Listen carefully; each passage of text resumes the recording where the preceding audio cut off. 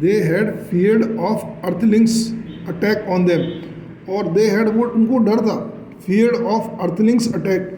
Earthlings का मतलब क्या हुआ? People of earth. तो they had he feared, they were afraid of earthlings attack on them, कि उनके ऊपर अटैक नहीं हो जाए।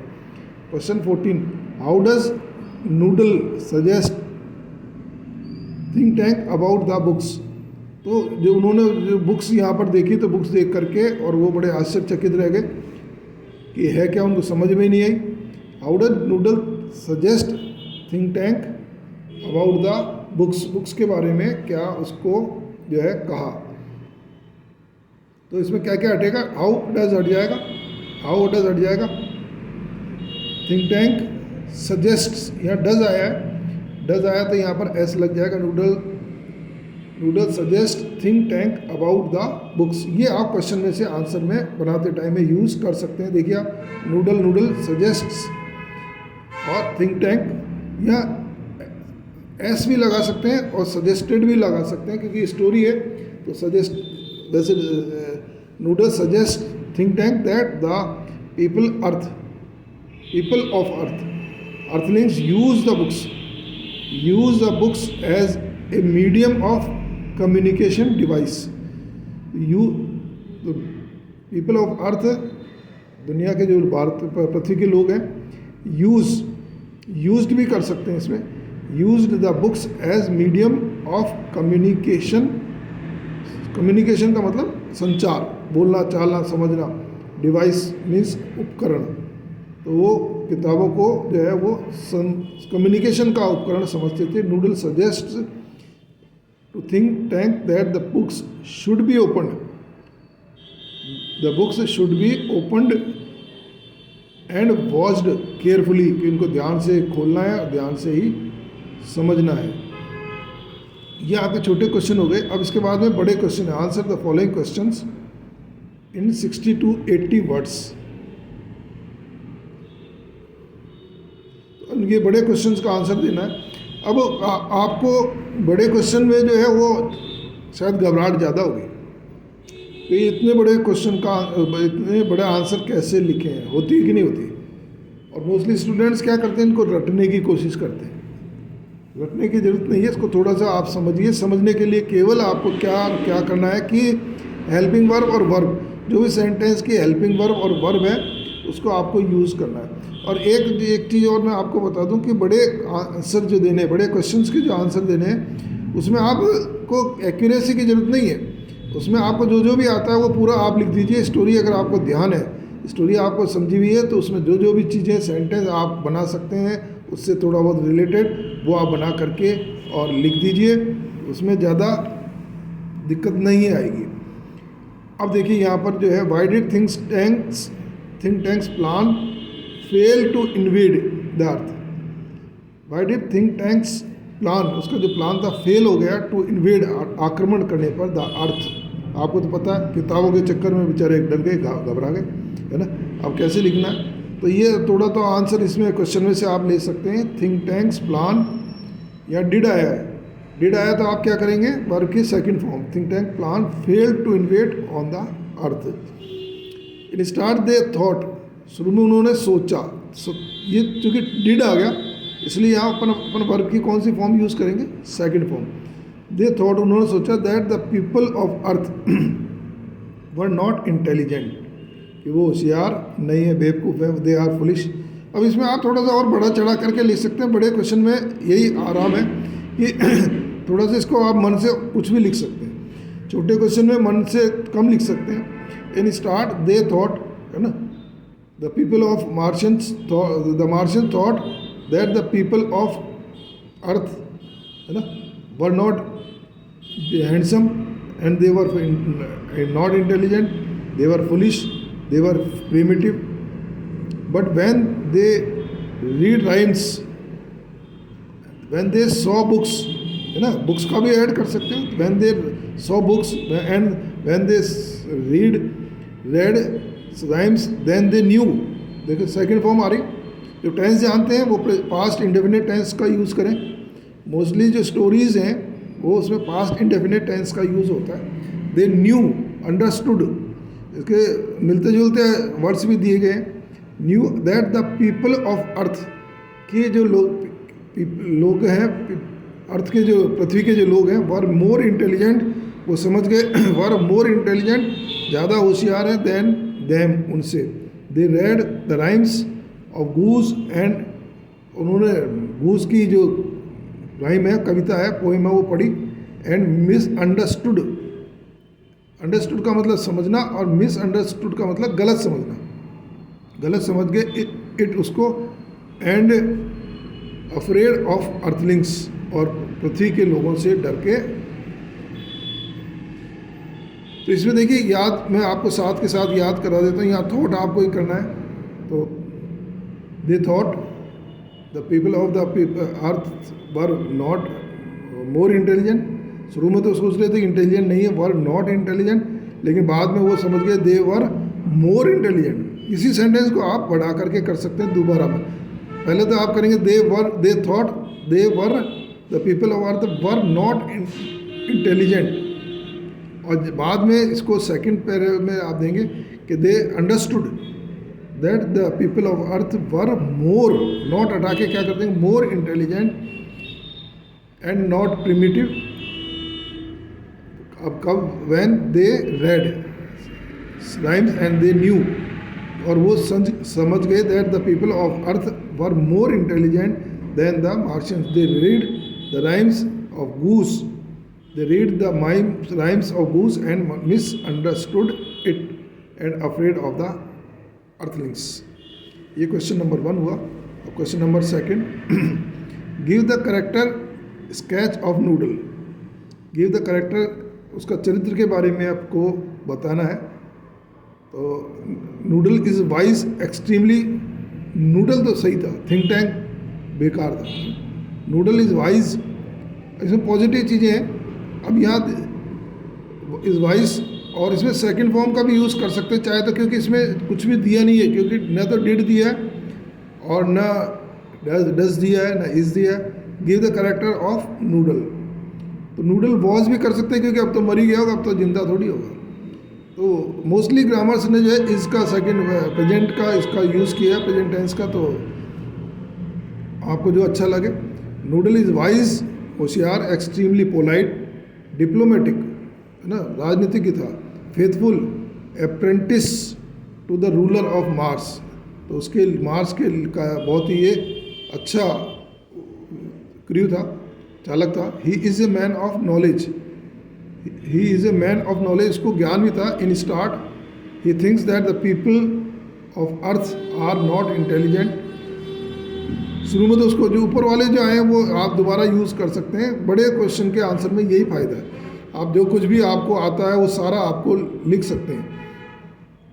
तो in start he thinks that the people of Earth are not intelligent, but when he reads rhymes, ऊपर भी आया राइम्स, ही न्यू, है ना, न्यू भी कर सकते हैं, नोज भी कर सकते हैं। ही नोज, वो समझ गया that the people of Earth are more intelligent and advanced than Martians. तो क्वेश्चन 1 और 2 जो है वो काफ़ी मिलते जुलते हैं, थोड़ा सा आप होशियारी से इनका आंसर दे सकते हैं। इसके बाद question number 3, what do you know about think tank after reading the play. ये जो नाटक है, प्ले है, ये नाटक को पढ़ करके और आप जो है वो क्या थिंक टैंक के बारे में आप क्या सोचते हैं, क्या सोचते हैं भाई, सब सोच लिया होगा आपने। Think tank is the ruler of Mars, ruler means शासक, किंग, है ना, is the ruler of Mars, Mars मंगल ग्रह का। He is less intelligent. इसके जो आपने क्वेश्चन नंबर 2 में नूडल की जो विशेषताएं पढ़ी है उसको आप उल्टा कर सकते हैं। ही इज़ लेस इंटेलिजेंट, वो इंटेलिजेंट था कौन, नूडल। प्राउडी, वो हम्बल था, वो काइंड था, है ना। देखिए आप, पोलाइट था, तो उसका ऑपोजिट क्या हो जाएगा, प्राउड। ये बहादुर था, जब भी नीचे आया, वो कावड़ है। Fat, short and odd shaped, अजीब से उसकी शक्ल है। एग शेप्ड भी है, अजीब भी है ना।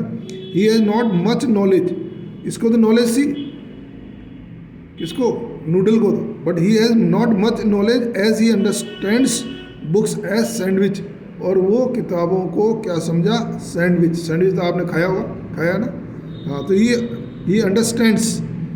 अब यहाँ अपन डू आया तो अपन इसको फर्स्ट फॉर्म में चलाएंगे, है ना। डू या डज आने पर वर्ब की कौन सी फॉर्म्स का यूज़ करना है आपको, वर्ब की फर्स्ट फॉर्म का यूज़ करना है। तो ये not much knowledge as he understands books are as sandwich he is coward as he runs away from his Mars planet fearing from people of earth.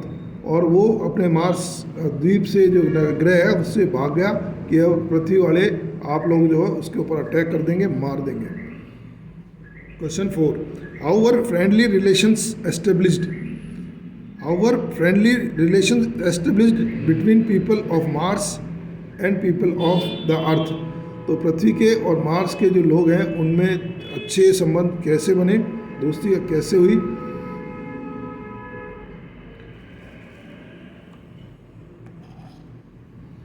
Question ये देखिए, question 4, how were the friendship relations established between people of Mars and people of earth. Friendly relations were established between people of Mars and people of the अर्थ। अब देखिए ये question में काफ़ी ज़्यादा आपको मिल गए, इसमें या 2 सेंटेंस इसमें मिल जाएंगे। How were people friendly relations established, तो ये हाउ हट जाएगा, फ्रेंडली रिलेशंस वर एस्टेब्लिश्ड, ये वर जो है ये उठ के यहाँ आ जाएगा, इसको यहाँ लगा दें। फ्रेंडली रिलेशंस ये पूरा सब्जेक्ट बना, friendly relations were established between people of Mars and people of Earth. ये क्वेश्चन में से आप ले सकते हैं। The people of Earth made contact with the people of Mars. पृथ्वी के जो लोग थे वो तो अच्छे थे, तो make people of the Earth made, है ना, मेक भी कर सकते हैं क्योंकि डू में चल रहा है। क्वेश्चन जो है वो डू में चलता है तो अपन फर्स्ट फॉर्म का यूज़ भी कर सकते हैं। तो made contact with the people of Mars, उनसे उन्होंने संबंध किया, and became friendly with them, और उनको दोस्त बना लिया। दे टोल्ड याद कर लीजिए, told them about books and sandwich, किताब और सैंडविच के बारे में उनको बताया। दे ऑल्सो टॉट देम, और उन्होंने और सिखाया how to read the books, कि किस तरीके से बुक्स को पढ़ना है।